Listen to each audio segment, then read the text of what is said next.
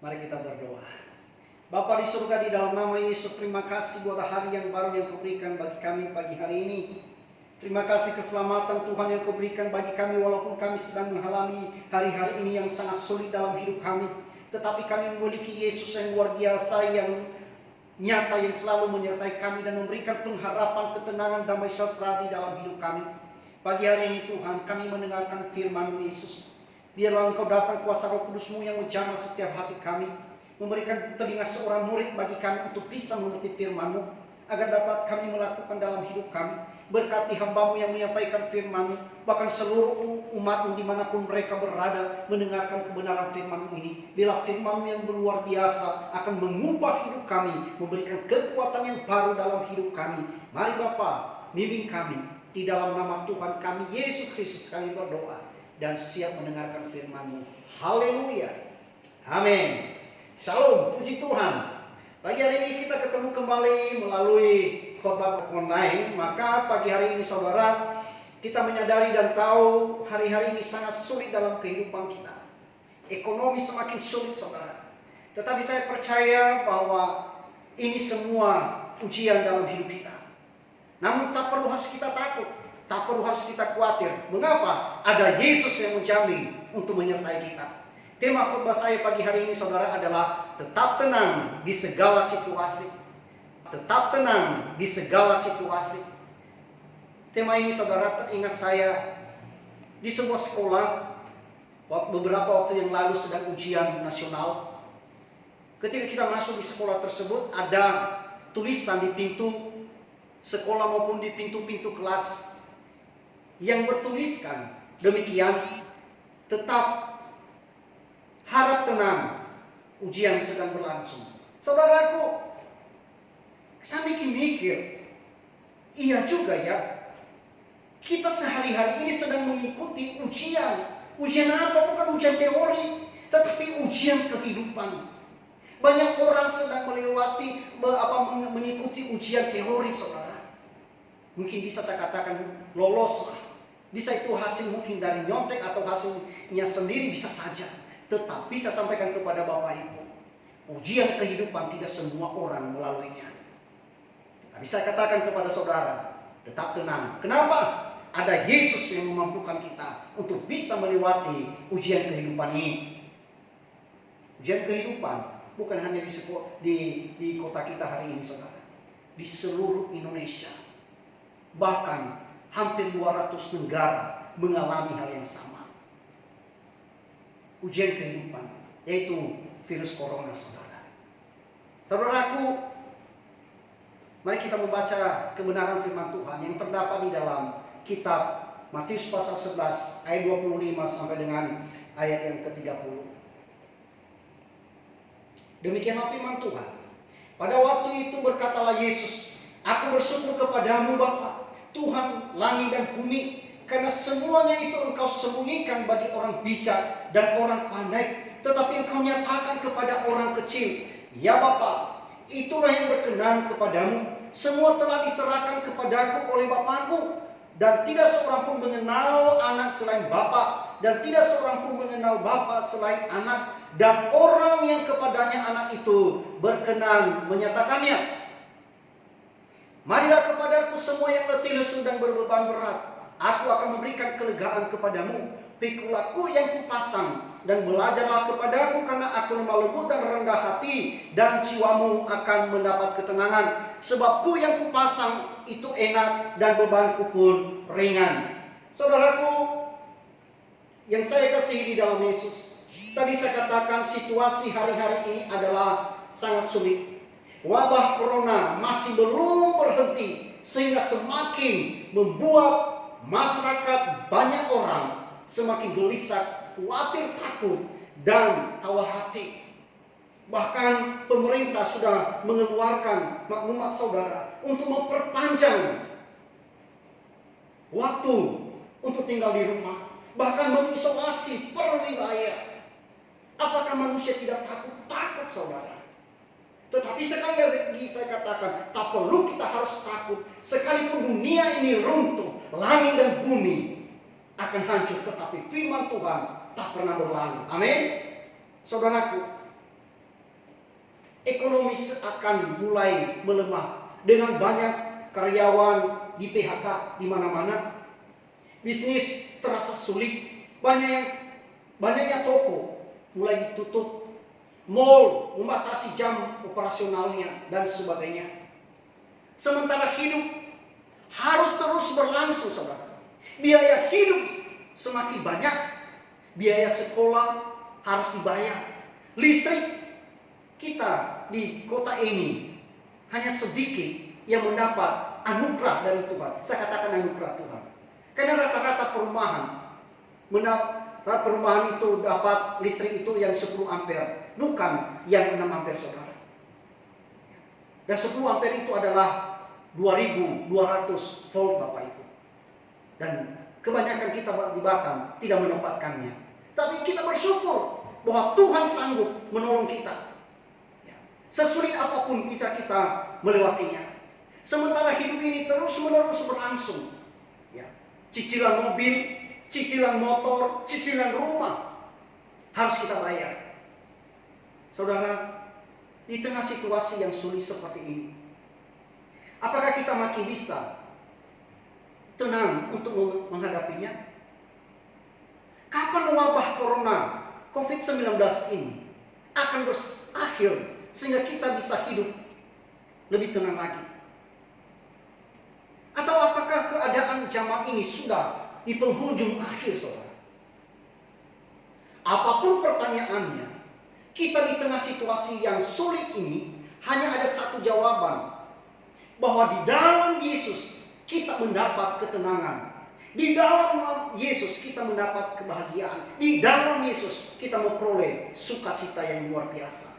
Walaupun dunia semakin sulit, tapi saya percaya sesulit apapun kehidupan dunia ini, Tuhan tetap membela orang-orang yang mengasihi Dia. Amin.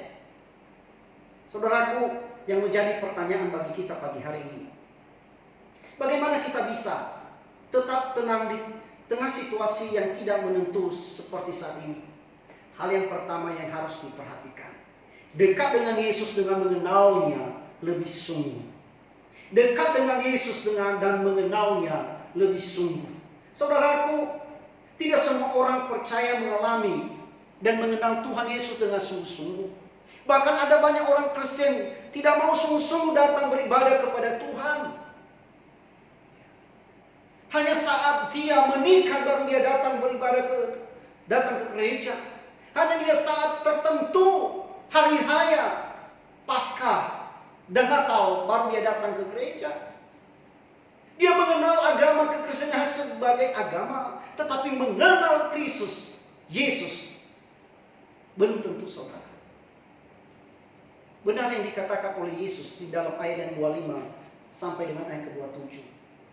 Apa yang dikatakan oleh Tuhan Yesus? Aku bersyukur kepadamu ya Bapa, Engkau sembunyikan kepada orang bijak dan orang pandai, tetapi Engkau menyatakan dirimu kepada orang yang kecil ini. Siapa orang kecil itu, saudara? Adalah orang-orang yang membuka hati, orang-orang yang ingin mengenal Yesus, belajar sungguh-sungguh, mencintai Tuhan lebih sungguh-sungguh. Itulah orang yang kecil, bukan orang-orang yang pandai, bukan. Apapun golongan saudara, apapun suku saudara, kekayaan apapun yang kita punya, saya sampaikan kepada saudara, ketika kita membuka hati, maka Tuhan dan Roh Kudus akan menjamah hati kita. Bukan persoalan kedudukan, kita bisa mengenal Yesus, bukan. Adalah berbicara dengan sikap hati. Untuk itu pagi hari ini, dalam situasi yang sangat sulit, dunia sedang menangis, dunia sedang merintih, ambil satu sikap, yaitu kita dekat dengan Yesus, mengenalnya dengan sungguh-sungguh. Dengan cara apa? Doa, membaca Alkitab, dan membangun mesbah doa di dalam rumah tangga kita masing-masing. Karena kita belum bisa beribadah di gereja. Mari kita membangun hubungan pribadi kita di dalam rumah tangga bersama suami, istri, dan anak-anak. Kalau saudara masih sendirian, bangun hubungan pribadimu dengan Tuhan. secara pribadi dengan Tuhan. Hal yang kedua, saudara, bagaimana kita bisa tetap tenang di tengah situasi yang tidak menentu seperti saat ini? Hal yang kedua, datanglah kepada Yesus dengan penuh iman dan kesungguhan hati. Di dalam ayat ke-28 dia berkata demikian, marilah kepadaku semua yang letih lesu dan berbeban berat, aku akan memberikan kelegaan kepadamu. Ini tawaran tantangan yang diberikan Tuhan Yesus bagi kita. Marilah kepadaku. Dunia runtuh, dunia situasi yang sangat sulit saat ini dalam hal ekonomi maupun dalam segala hal. Tuhan Yesus menantang saudara dan saya. Marilah kepadaku. Marilah kepadaku. Saudara, saya mengingatkan kita, tantangan Tuhan Yesus bagi kita ketika kita mendengarkan firman ini, marilah kepadaku. Seringkali kita tidak mau datang kepada Tuhan. Seringkali kita tidak mau dibentuk oleh Tuhan. Kita merasa diri masih kuat. Kita merasa diri masih hebat. Kita merasa bahwa masih kita mampu menjalani kehidupan ini. Tetapi ingat saudara, apapun golongan saudara, sekali lagi saya katakan, apapun jabatan saudara, virus corona tidak mengenal kaya dan miskin. Virus corona tidak mengenal hebat atau tidak hebat. Tetapi kalau datang kepada pribadi seseorang itu, tidak ada yang menghalangi saudara. Untuk itu Tuhan Yesus mengajarkan ke kita, marilah kepadaku. Mari, buka hati kepada Tuhan. Datang kepada Tuhan bukan dengan sekedar rutinitas setiap minggu atau di hari-hari ini kita beribadah kepada Tuhan. Oleh karena virus corona baru kita membangun hubungan kita pribadi kita dengan Tuhan. No, jangan begitu. Boleh kita lakukan begitu, tetapi terus menerus seperti itu kita lakukan. Terus menerus seperti itu kita lakukan. Itu yang harus kita lakukan, saudara. Bukan saat kita mengalami kebangkrutan, sakit, penyakit, masalah, baru kita datang kepada Tuhan. Tetapi saya sampaikan kepada Bapak Ibu pagi hari ini, di segala situasi apapun, senang, sehat, kaya, mari kita tetap datang kepada Tuhan dengan iman, dengan kesungguhan hati. Orang yang datang kepada Tuhan dengan sungguh hati akan pulang dengan bersorak-sorai. Amin. Akan memperoleh sukacita yang luar biasa.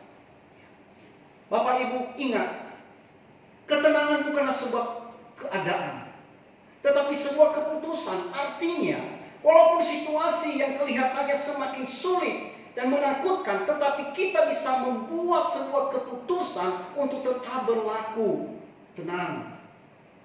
Kita punya alasan kuat untuk tetap berlaku tenang apapun situasinya, karena dengan datang kepada Yesus dengan iman dan kesungguhan hati kita kepada Tuhan Yesus, maka kekecewaan, kegelisahan akan hilang dalam hidup kita.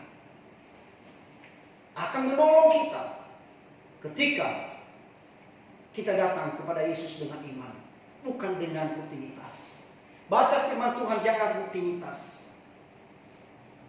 Mesbah doa di dalam rumah tangga setiap pagi dan malam, bukan rutinitas. Tapi buat sesuatu dengan iman. Asal aku berdoa sebagaimana perempuan yang sudah 12 tahun pendarahan, di dalam Alkitab mengatakan demikian. Asal ku jamah jubahnya aku sembuh. Saudaraku, iman seperti ini yang kita butuhkan hari-hari ini. Iman seperti ini yang kita butuhkan. Asal aku berdoa, asal aku membentuk mesbah doa dalam rumah tanggaku, maka kami akan memperoleh ketenangan. Situasi apapun di luar sana, kami percaya Tuhan tetap membela kami. Hal yang ketiga, saudara, bagaimana kita bisa tetap tenang dengan situasi yang tidak menentu seperti saat ini? Hal yang ketiga, milikilah sikap lemah lembut dan rendah hati, seperti yang Tuhan Yesus ajarkan kepada kita.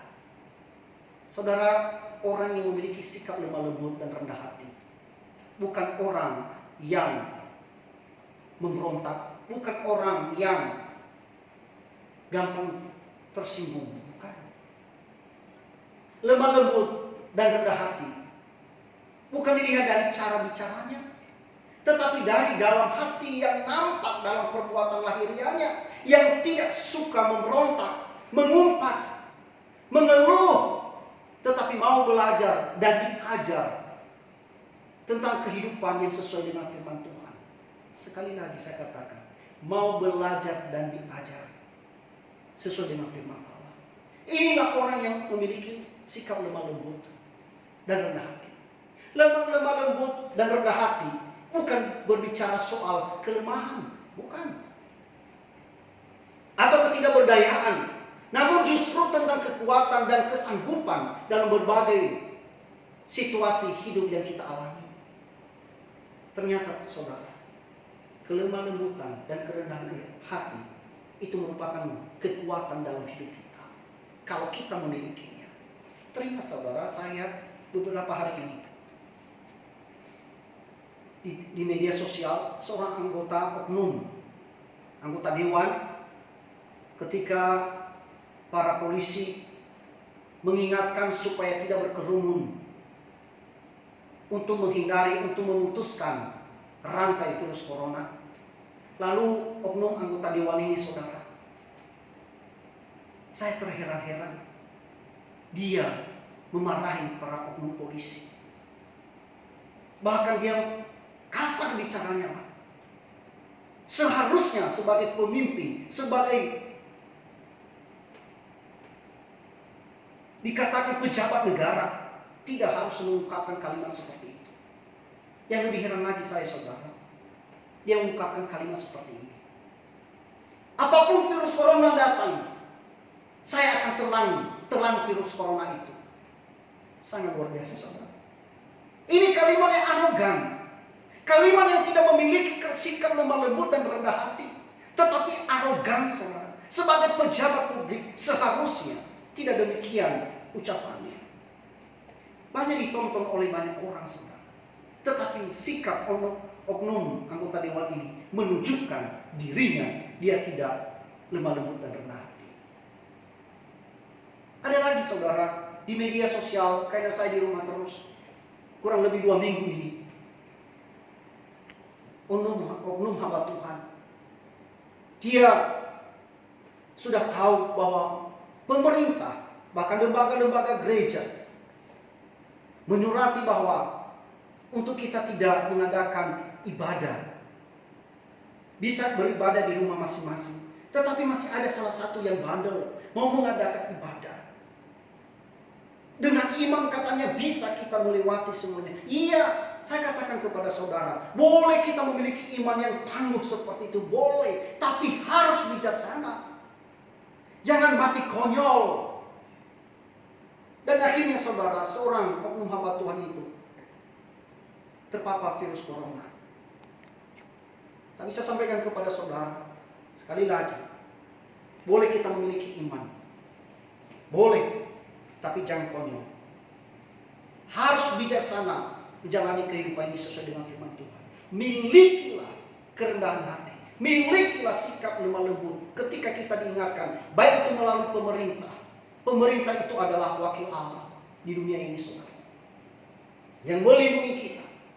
Hamba-hamba Tuhan menyampaikan kebenaran firman Tuhan. Itu wakil Allah. Mengingatkan kita untuk lebih bijaksana dalam menjalani kehidupan ini. Yesus mengatakan di dalam ayat ke-29, "Pikulah-Ku yang kupasang dan belajarlah kepadaku, karena aku lemah lembut dan rendah hati, dan jiwamu mendapat ketenangan." Saudara, ini perkataan Tuhan Yesus. "Pikulah-Ku yang kupasang dan belajarlah kepadaku," karena Yesus adalah rendah hati dan lemah lembut. Mari kita memiliki sikap yang lemah lembut dan rendah hati. Amin. Hal yang keempat dan yang terakhir, bagaimana kita bisa tetap tenang di tengah situasi yang tidak menentu seperti saat ini? Hal yang keempat Bapak Ibu, berharap dan berserah total hanya kepada Yesus yang memberi keselamatan serta jaminan hidup yang kekal. Saudara, berharap, berserah bukan berarti tidak berbuat apa-apa, tetapi selalu berpikir positif, serta percaya akan pemeliharaan Tuhan dalam seluruh hidup kita. Berharap dan berserah menuntun kita untuk tidak pesimis, menyerah dengan keadaan atau putus asa, namun harus berusaha bersyukur dalam segala keadaan yang kita alami hari-hari ini. Baik suka dan duka, walaupun kita beruntung tidak beruntung, tetap bersyukur. Tuhan izinkan kita hari-hari ini melewati situasi-situasi yang sulit supaya kita semakin mendekatkan diri kepada Tuhan. Supaya kita semakin bertumbuh di dalam iman pengenalan akan Tuhan. Semakin kita didewasakan melalui situasi ini. Jangan anggap biasa situasi ini, saudara. Tetapi saya sama menyampaikan kepada saudara, justru melalui situasi ini, semakin hubungan kita dengan Tuhan semakin dekat. Keluarga suami istri semakin sehati sepakat untuk berdoa dalam rumah tangga. Virus corona ini, saudara, justru ada hal positifnya yang kita lihat. Jangan lihat sisi negatifnya. Berharap dan berserah kepada Tuhan Yesus dengan sungguh-sungguh akan menghilangkan kegelisahan, ketakutan, kepanikan, kekhawatiran, dan tawar hati itu dalam hidup kita. Berharap dan berserah total memberikan keyakinan yang kokoh bahwa Yesus adalah jawaban atas segala sesuatu, serta memberikan keselamatan dan kekekalan dalam hidup kita di masa sekarang ini dan masa yang akan datang. Saudaraku, dalam situasi-situasi seperti ini, mari kita tetap tenang untuk tetap mengasihi Tuhan. Hal yang terakhir, sebagai penutup, sebagaimana dikatakan di dalam kitab Yesaya pasal 30 ayat 15. Dia berkata begini, dengan bertobat dan tinggal diam kamu akan diselamatkan. Dalam tinggal tenang dan percaya terletak kekuatanmu. Saudara, kekuatan kita ketika kita diam tenang bersama dengan Tuhan. Tetaplah tenang pada hari-hari ini dengan mengoreksi diri kita untuk selalu hidup benar, taat dan setia kepada Tuhan. Dalam 1 Petrus pasal 4 ayat 7 berkata demikian, kesudahan segala sesuatu sudah dekat. Karena itu, kuasailah dirimu dan jadilah tenang supaya kamu dapat berdoa. Melalui virus corona, kita semakin sungguh mengasihi Tuhan. Semakin banyak orang mencari Tuhan. Coba lihat di Spanyol, saya lihat videonya kemarin Bapak Ibu. Ya, di Brazil, mereka memuji Tuhan di lapangan, saudara. Memohon pengampunan Tuhan. Memohon belas kasihan Tuhan. Ada sisi positifnya, saudara. Ada sisi positifnya. Mungkin itu juga dalam kehidupan saudara dan saya. Mungkin jemaat Tuhan selama ini mungkin biasa-biasa dengan Tuhan. Melayani dengan biasa-biasa. Datang ke gereja dengan biasa-biasa. Hanya sebagai rutinitas. Tetapi melalui virus corona ini, baru saudara berlutut di hadapan Tuhan. Nah, baru membaca Alkitab. Saya sampaikan kepada saudara, jangan hanya setelah selesai nanti virus corona kembali lagi dalam kehidupan yang lama. Jangan demikian. Mari kita membiasakan kehidupan yang disiplin bersama dengan Tuhan.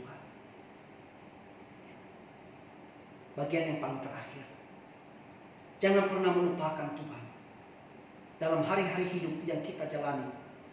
Susah senang, sakit sehat, berkekurangan, berkecukupan, sehingga doa menjadi obat atau alat untuk kita selalu dekat dengan Tuhan. Di dalam Mazmur pasal 62 ayat 2 dan 3, dia berkata demikian, hanya dekat Allah saja aku tenang, daripadanya lah keselamatanku. Hanya dialah gunung batuku dan keselamatanku, kota bentengku, aku tidak akan goyah. Mazmur Daud ini, saudara, berkata, hanya dekat Allah saja kita tenang. Hanya dekat pada Yesus kita mengalami ketenangan.